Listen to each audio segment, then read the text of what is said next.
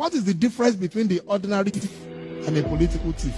Number one, the ordinary thief steals your money, your bag, your watch, and your jewelry, isn't it? But the political thief steals your future, your career, your education, your health, and your business. Number two, the hilarious part is that the ordinary thief will choose whom to rob. But you are the one who choose the political thief to rob you. Because we choose them. We vote them. We blindly say we are not blind. Who is deceiving who?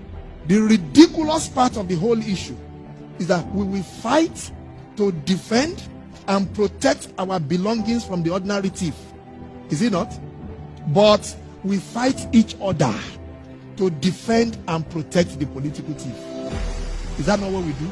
Thugs will be fighting themselves to protect those that are stealing our career, stealing our joy, stealing our health, stealing our success.